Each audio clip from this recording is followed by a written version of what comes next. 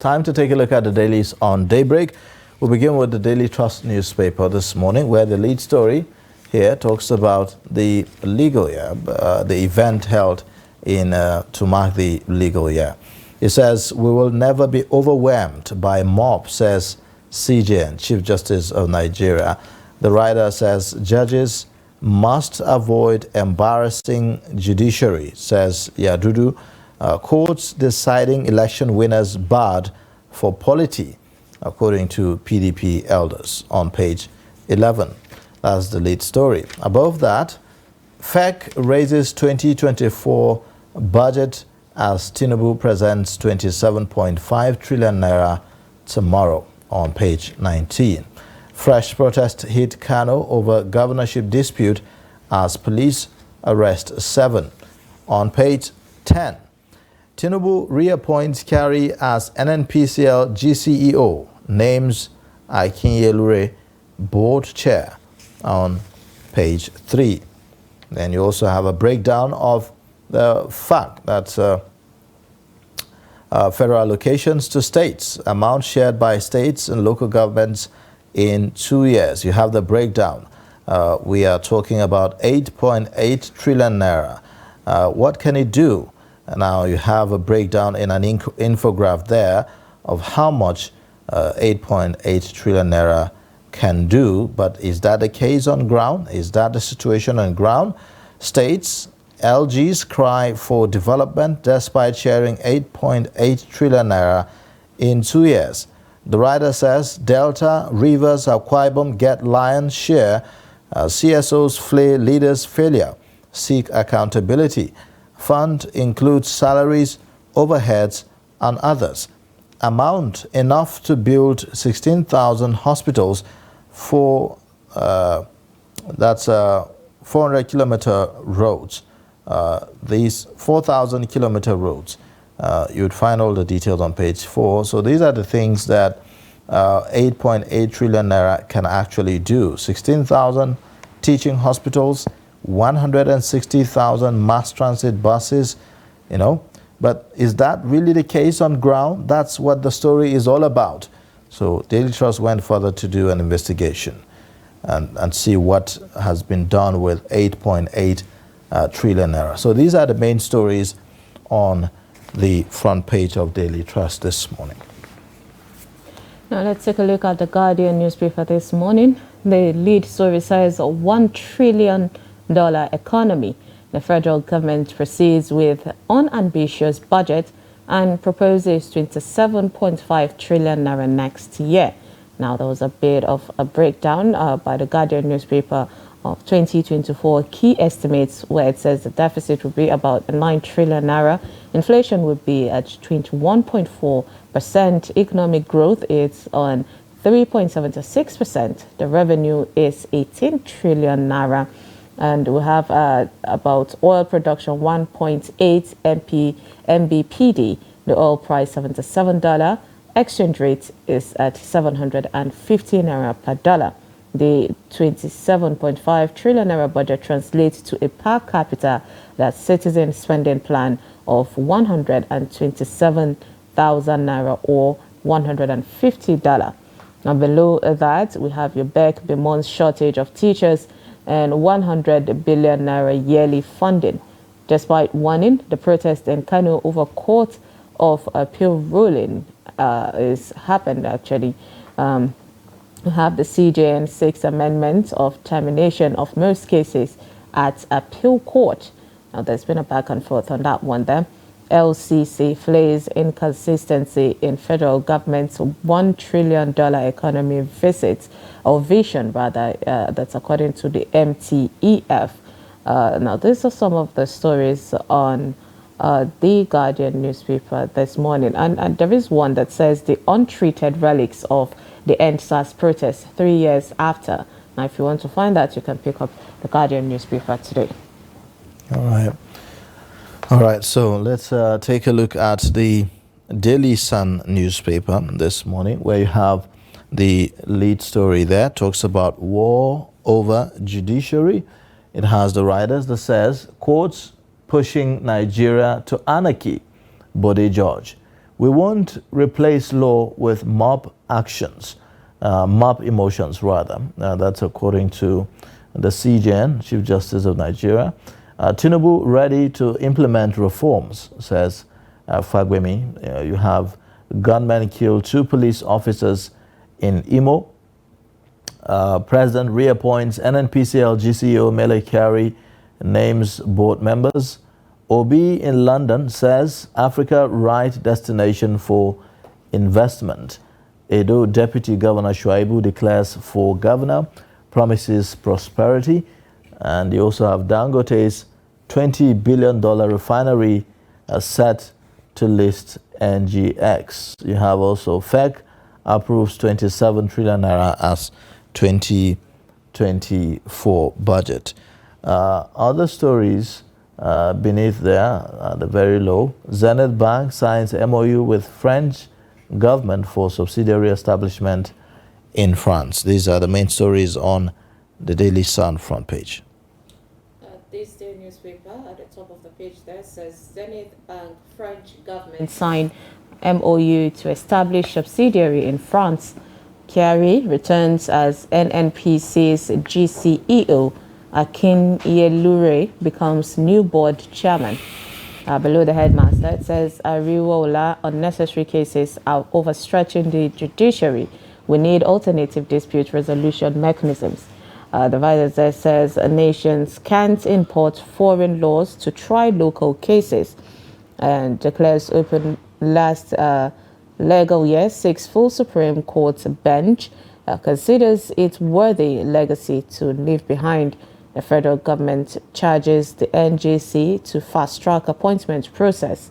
The major story here says FEC approves 27.5 trillion naira appropriation bill for 2024, revises the exchange rate to 750 naira per dollar. Oil benchmark now $77.96. OK's $1 billion AFDB concessionary loans. Oye Dele-led tax reforms committee briefs the FEC, and council approves Nigeria's draft human rights report to the UN. Also, Tinubu presents 2024 appropriation bill to the National Assembly tomorrow. And Abbas, we will give Nigerians avenue to participate in budget processing. Okay, now these are some of the stories on this day newspaper. All right. Let's take a look at the Nation newspaper, where the lead story says Akeredolu Aiyedatiwa peace agreement heads for collapse. You also have above the masthead Shuaibu, I'm intimidated, my allocation ceased. It says the deputy governor joins 2024 race. Supreme Court will get full 21 justices, Ariwola pledges. We did 90 kilometers of roads in 1 year, says Osun government. Keredolu, okay, I've taken that. So you take the story on National Assembly under pressure over 2024 budget. So these are the main stories on the Nation newspaper. All right now, okay, we'll take a look at the Punch newspaper this morning. From the top of the page, it says attack on judges. Public sentiments can't displace the law. That's according to CJN and the NBA. I am best to succeed Obaseki, Shuaibu declares. Tinubu names Akinye Lure, NNPC chair, and reappoints Kyari as the CEO. The lead story here says Tinubu presents budget, or WED and FEC, okays about $1 billion loan. The federal government targets 18 trillion naira revenue, raises exchange rate benchmark from 700 to 750 naira per dollar. Speaker opposition lawmakers assures Nigerians of proper budgeting screening to grill the ministers. There is a pictorial there of President Tinubu, and it says that the president swears in 8 PAM secretaries and presides over the FEC meeting. We have Ondo lawmakers meet today, may declare Aiyedatiwa acting governor. Worker dies 2 injured at Lagos construction site. A sad situation there. We have the son gets staff of office December 16 in court holds removal. Now, these are some of the stories on the Punch newspaper this morning. And we have in the studio with us Dr. Theophilus Abba, who is the program director of Daily Trust Foundation, joining us today to review this topic. Good morning, and thank you for joining us. Good morning. Thank you. Of course. So, yes, we have a lot of stories here to talk about, but then let's talk about the FEC approving about 27.5 trillion appropriation bill. And also there is a promise from the House of Representatives saying that they will make sure that Nigerians are involved in all the screening. How true do you think, how possible can this be? Well, it's good that at least we'll have the budget passed before the 1st of January. So, I mean, you know, in the past, even in February, March, we'll still be fighting over the budget, not signed, not approved, and all this and all that. There's this back and forth, you know, between the National Assembly and the presidency over budgets, inviting some ministers or some heads of MDAs to come and defend, and you know, all sorts of things back and forth. So we don't always get the budget approved before the beginning of the year. And from all indications, if this budget is presented to the National Assembly tomorrow, being Wednesday, and they decide to work, you know, on the budget, scrutinize the budget properly, then they should be able to pass the budget and give it to the president to sign before December 31st. And that will be a good development. One of the legacies that the Buhari administration has left behind.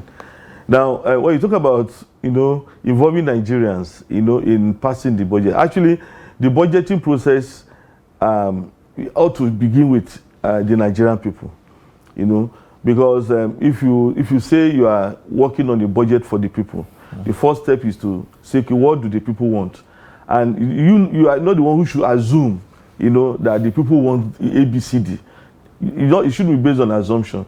You know, there's always supposed to be something like town hall meetings, you know, at the regional level, maybe at 6 geopolitical zones.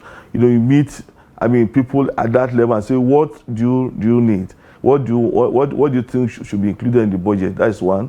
You meet civil society organizations, they will tell you, these are the things that will need to be done. You read newspapers, because newspapers publish stories and they tell you a lot of things that are issues with the people, things that the people expect to be done, roads, hospitals, whatsoever should be the priority of government. You see many of them in newspapers, you read them in editorials, read them in investigative reports. And then you also have to look at the performance of the previous budget. Now, I keep arguing, if you expect that you generate, let's say, 15 trillion out of the 27 trillion, you know, from local revenues, that is tax and other sources of revenue, the question I'll ask is, what did you generate the previous year? If you are expecting to generate 15 trillion, it means that maybe you had generated maybe 12 trillion the previous year. Then look at the instrument that you used to generate this revenue. You see, is there need for any change? I'll give you an example. Now, the cost of importing items, you know, has gone up. And if you don't import, customs will not earn money from duties. Now, if importation dwindles, it means that the duties you expect will go down. So if the duties you expect goes down, and you are expecting, and you are saying in your budget that you earn so and so amount, maybe over and above what you earned last year from duties, you are misleading yourself. You know, we have had instances where, you know, especially at the state level, where state government budget 1 trillion, and at the end of the year, what you record as revenue from the center and from its generated revenue will not be more than 400 billion. Maybe don't even generate 400 billion. Now, here comes the allocation part. Yes. Now, the senator saying that Nigeria should be at rest because they will probe these ministers when it comes to allocation of these funds. But there's always that fear. And each time they come with accountability project, it starts and then it goes quiet. I mean, we're still in the case of COVID-19, fund that was misappropriated. So with all this fear, do you even think it's still the best for the FEC to also approve another $1 billion loan that could also, have a little bit of issues. Should Nigeria be at rest with this judgment, or with this present administration handling that amount of money? Well, when you talk about these loans, from my own experience as a journalist, I have discovered that most of these loans acquired from, got from multilateral institutions or other countries have not been properly applied. Classical example, the Abuja Kaduna Trade Service. The loan was gone from the Chinese. We're actually paying back. But it's not generating the revenue that we expected to have generated. Some of the loans taken to construct roads, some of these roads are bad. So people are not even benefiting from the roads, and the roads are not generating revenue. There are so many things that government has collected loans to execute. But these things were not executed properly, and the revenue that ought to accrue to the country from those projects never came. So you discover that most of the loans that were taken are misused. I don't know if I'm making sense. So I'm not against taking loans. You understand? But when you take these loans and they are misused and they don't generate the benefit, then those who will repay, and the future generation that will repay, will only be suffering for nothing. There are so many water projects, maybe from the World Bank, maybe from some development organizations that have been executed in Nigeria. Most of them are not working. Okay. There's so much money on primary healthcare centers. Spent on primary healthcare centers all over Nigeria. Many of them not functioning. So why should you take such loans? Okay. So that's my own problem with taking additional loans. Okay, so looking at a breakdown of that budget, we are talking about 27.5 trillion naira, yes. Which is higher than that of 2023, first of all. The revenue of 18 trillion naira, and then we now have a deficit of 9 trillion naira. Okay. How sustainable? So we are looking to fund the deficit. How are we expecting to source for the deficit? By borrowing? Yes, you go to the issue bonds, and then maybe go to China and IMF and World Bank or other countries that can give you the money. But what does that say? How does that impact on our debt to revenue ratio? That's something that has been talked about us servicing our debt. We're talking about 98%. About 98% of our revenue goes into servicing of debt. Yes. Which is unfortunate. Exactly. So, how do we continue to do this, and how sustainable is this? Well, you see, it's not sustainable. Let me tell you. If you look at the countries that are mostly indebted, you talk of Japan. Japan has one of the highest debts in the world. Germany has one of the highest debts in the world. Maybe United States has. But you know what?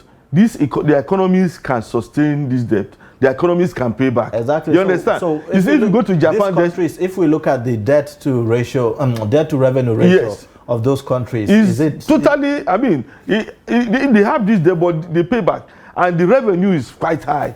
You understand? They generate a lot of revenue because they export. They have industrial bases that they produce a lot and export.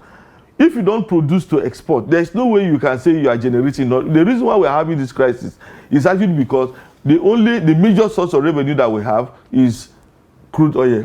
Apart from crude oil remittances, you have your cousin in the US, he sends you $50. Those are the two major sources of revenue. But you have countries that are exporting cars. Enter the Nigerian street, and you count all the vehicles that you find there. They're either Toyota or Mercedes or Honda. None of them is produced in Nigeria. Even Inosi Motors, before you can count one Inosi Motor, you must have counted 1,000 vehicles from either Japan or from either Germany, and maybe France. That is the Toyota district. Now, can you imagine, what the countries that produce these vehicles are earning? Not even from selling the cars to, but from spare parts. Because every day you have to go to the mechanic at Apo, you have to repair your car.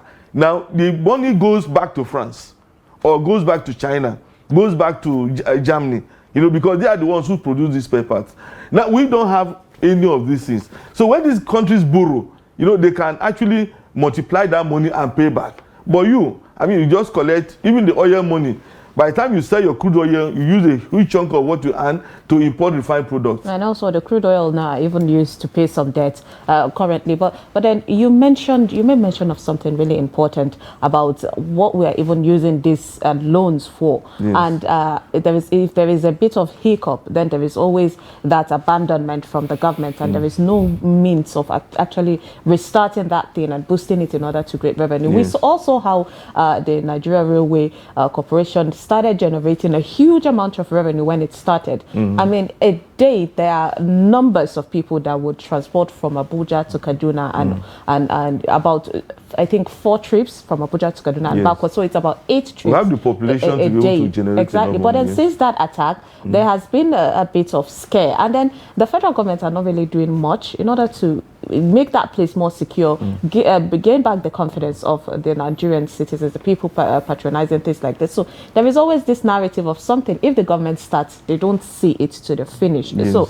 do you think that is one of the things that's causing? It's a major problem.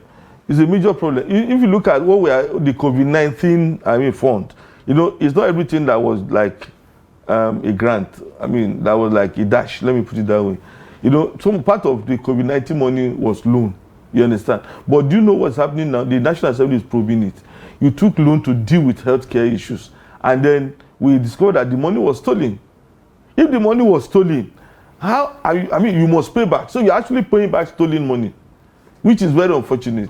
If you take your time to say, okay, let's look at the loans that government has taken from 1999 to date. You know, if you go to the portal and you see how much government has taken as loan, and you say, let me go and find out the performance of this project, you will be disappointed. You will weep.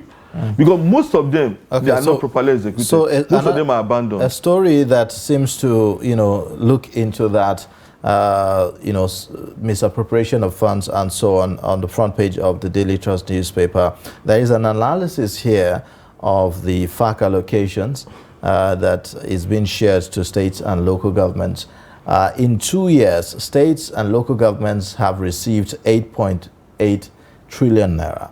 And the story went on to do an analysis of how much this amount can actually do in states. And it came up with 4,000 kilometers of road that can be done with that amount, 16,000 teaching hospitals, you know, in the country, and also 160,000 mass transit buses. But I'm not sure if that's the case right now, if we had to go around, you know, the states, you know, and to find out what's on ground in terms of how those money was spent. You see, in most states, what they do, I mean, to say, okay, they are leading, their providing leadership is just to pay salaries. Just to pay. Many states only pay salaries. And I tell you, if you look at the wage bill, I don't think any state has up to 3 billion naira as wage bill. At most 2 billion as wage bill for local governments and state workers. But I tell you, in some states, this money is not even paid.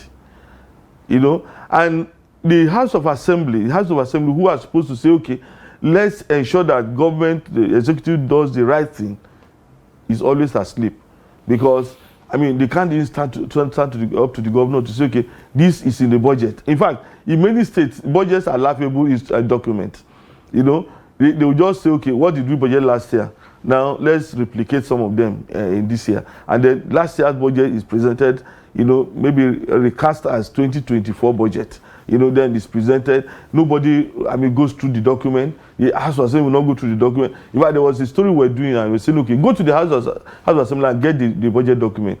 And the lawmakers were saying, we didn't see the budget document. The government only came to read, I mean, the estimated expenditure, revenue and expenditure to us, and then, I mean, we start and the committee passed it.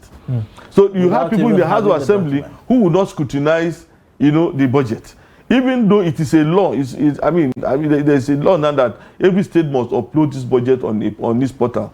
You know, but even the House of Assembly, they don't look at the document. And when you see, if you take time to look at the budget document, you'll be shocked. If you look at what budget does, and I think to some data fight, they look at this budget and they tell you that, look, funny things happen. Even the Auditor General's report at the state level will tell you a lot of things are not going on well, because they will tell you, oh, this was the budget, this was the revenue that we expected to get, but this is what we got. And then for these ones that we got, this is how the money was spent. And if you are not a politically correct auditor general, you have problems with the governor. And that is because the House of Assembly is not doing its job. Because they are supposed to hold this government accountable, but they won't do it. They just wait, to get whatever they want to get from the system and then move on.